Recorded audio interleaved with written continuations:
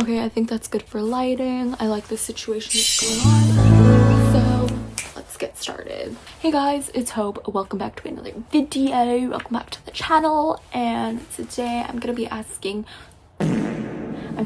answering your burning questions. If it looks like a mess back there, which it doesn't because I'm like generally neat. If it looks like a mess back there, then that's just how my life is. Also, look at this. Anyways, today I'm going to be answering your burning questions. I could only choose. Some of them are like, wow, you guys really came through. You guys gave me pretty good things to answer. If you don't see your question in here, I'm terribly sorry. Some of them are a little interesting. I also combined some of them because they're kind of a blend of things that you guys want to know about me or from me or thoughts you want to know from me. So I'm so excited. Let's get into it. Also, how are you guys doing? I hope you guys are having a wonderful January so far. As for me, I am... yeah. Anyways, first question. Should I start with the big or the small? Let's just start with a general one to kind of throw back on last year. There's a lot of traffic outside. What was your biggest accomplishment in 2025? You know, I didn't even think of the answers before I got here. I probably should have. No, let's practice spontaneity.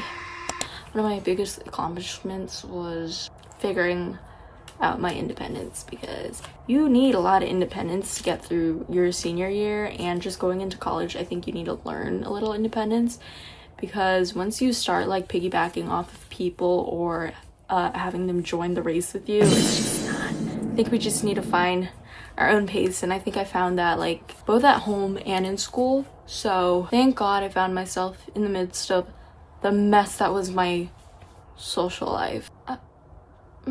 Okay, let's just get into the biggest question of all. Who do I have a crush on right now?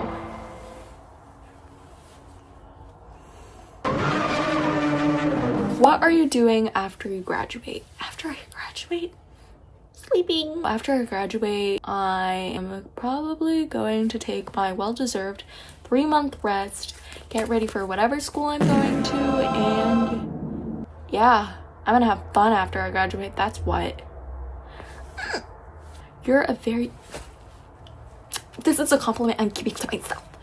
Who would you say... I can't even read my own writing, hold on. Who would you say made you like that?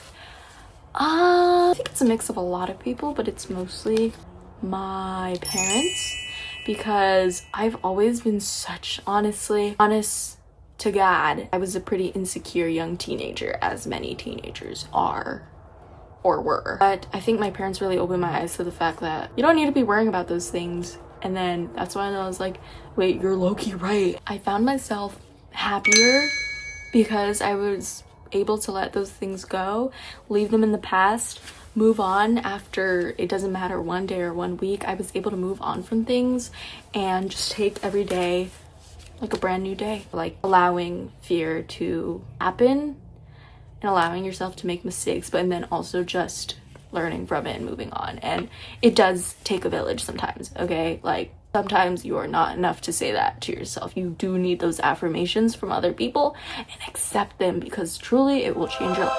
You need those people. Opinion on cats. Okay, I'm about to get real deep with you guys. My honest opinion on cats, my personal thoughts on cats is that I wouldn't own one. I think they're so cute and I think they're great companions for introverts, but I don't think they match my energy. Like Daikon, for example, he's an amazing guard dog, actually.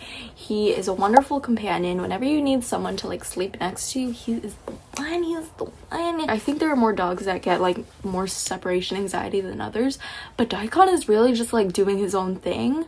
But when someone needs him to be by their side, he is there. Or just for example, like all my past other dogs, they have been amazing guard dogs. I don't think cats use their voices very well, but I respect that from my fellow canines. I'm sticking with team dog. Hashtag dog mom. Next question. What platforms do you use for your designs? Thank you guys. Thanks. you for your compliments on my designs. I'm glad that people like them because I'm always insecure about them, and I know there's some graphic design people out there that are like, I am proud to say that I do not use the Canva templates. Sometimes I do use the Canva templates, but then I end up like transferring them into something new and innovative. Yeah, I literally just use Canva. I do have Canva Pro, but I don't think I don't use it enough because I'm just like, I don't really need Canva Pro. Because like when you out pro Canva Pro, you don't need Canva Pro. So yeah, Canva's where it's at. Should I start a YouTube account and why? Woo! Well, I think you should. I'm saying this out of the bias of my own intentions for doing YouTube, and that's to literally just document my life. And if that's what you're into, or if you want to take on a career on YouTube, but also do good, like in general, that's why you should start a YouTube account. To do good for yourself, or to do good for others, or the environment, or whatever it is, do good with it. What shows are you watching? I am currently watching Abbott Elementary, and my favorite background noise show that I'm not proud to say that I watch is Grey's Anatomy. Now that I think about it, why am I watching so many ABC shows? Yeah, Abbott Elementary is good, guys. It's good. Give your thoughts on your whole high school journey and thoughts on the next generation. I love getting questions like this because it makes me contemplate a little bit. My whole high school journey, let's take it from the beginning. Let's go from sperm to worm. So freshman year for me, interesting. I think I was just experimenting with the whole like style, work style, social style of high school, and it is literally, it's crazy. Also a little dramatic for no reason. Like my whole high school journey, I realized that why is it that big of a deal? Anyways, let me get more into that later. I'm getting ahead of myself. Sophomore year, experimental. And then when we get to junior year, I'm trying to rethink what happened in my junior year. I think sophomore year was like my saddest year. Now senior year is becoming my sadderest year. But junior year was just like a bleh. I think I was starting to discover myself in junior year. But then finally in senior year, I kind of really discovered myself. And it's good and it's bad. Let's hope this second semester is better than last semester, because last semester was, well, let's just say it wasn't the best. There were some really good days and there were really good people that I met, but second semester, please. My thoughts on the next generation. The next generation is cooked. Whoever's born in 2020, you're the next generation and you're looking a little thin. No, I'm kidding. I guess I could say I'm sort of next generation. And if we're talking like actual sakes, the whole debate I feel like on my side of the internet right now is, will this generation be enough to save the world? And the answer is to no. First of all, the climate is constantly changing. You can't just stop it. You can slow it down, but you cannot stop it. It's already happening. You're not stopping billions of people from doing billions of bad things, right? We can still invest in our education, but those people that run our education, unfortunately, are the institutional people, which are the older generation. Do I think the older generation needs to figure out how to use their power better, and they are the ones that can help change the world and kind of sort of flip some stuff around? Hell yeah. These are the people with institutional power. And it's not to say that our generation doesn't have a voice or a vote in things. You can always vote with your dollar, of course. The next generation also can, but it is up ultimately to our older generation to set us up for something better and not try to escalate the situation by adding certain technologies that make it more convenient for us, but make it terrible for the environment and just the place that we live in. So I really hope that the next generation can try to find a way to work with our older generation and kind of like bridge the gap. That is why we're having all of these debates on like how we could change the world one step at a time. Yes, you can, but you gotta start doing something about it. You have to work together to do it. Okay.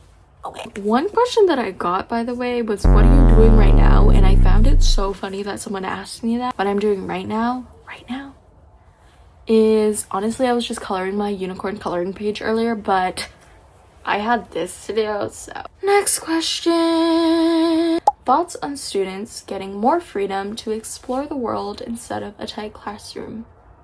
100% yes, but there are limitations to why this can't exist. I think it's a great idea, but unfortunately, some schools are financially disadvantaged and they can't really explore the world in the way that many people would think they can. Obviously, you can walk outside of the classroom and figure out your community, right? But there are also other schools out there that are literally letting their children go on field trips every week or every month. And those kids always get a more significant advantage over others. And you would say, oh, well, other kids can just explore on their own. They don't need to be in a classroom. No, the way that you spend 7 hours of your day in a classroom does matter, and it has a great impact on your life. Teachers and school administration should be able to administer exploration outside of the classroom and even besides in their school, right? Yeah, that's important, going out to the field and having recess and everything, but they should be having the same opportunities as those other schools to explore the outdoors, of course, but money doesn't go around equally or equitably, and I wish that was true, that students could get more freedom to explore the world, but it is up to, as I said, the older generation to administer that and put it into practice so that children feel safer to be able to go outside of a classroom and to explore their interests. Anyways, let's get to the final question. I'm going to answer one that I thought was very cute.